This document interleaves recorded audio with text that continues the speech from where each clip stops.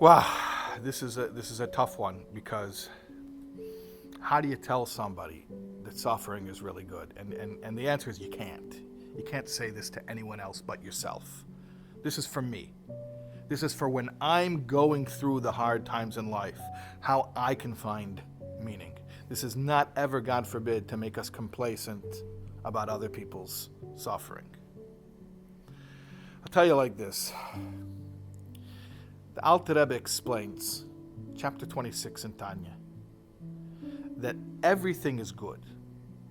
Everything Hashem does is good, except there are two kinds of good.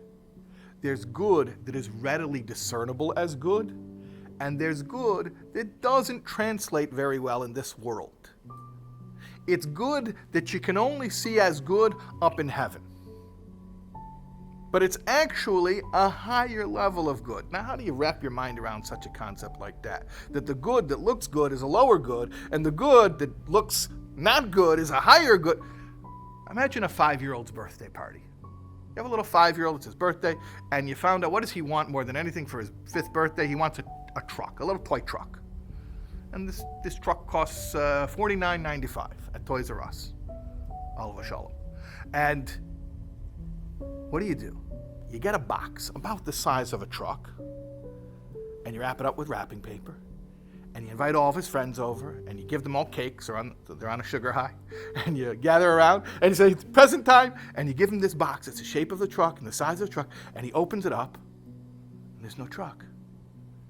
He pulls out an envelope, and in the envelope there's a piece of paper, and this little child just had the worst day of his life. He's traumatized for life. Now, that piece of paper was a certificate of deposit for $50,000. The truck that he wants costs $49.95. This is a CD for $50,000. You can buy 1,000 trucks with the piece of paper. But he's 5. He doesn't understand what is a CD. He doesn't understand how these things work. All he knows is it's not a truck. There are gifts that Hashem gives us, that when we receive them, we can identify them as good. We say, this is good as I know it. Then there are experiences that I don't relate to very well. I look at it and I say, this is you call this a gift? It's not a blessing, it's a curse. That's when I have to know that what I've been gifted with at this moment is something that's so lofty, it's so otherworldly, that it just doesn't translate well down here.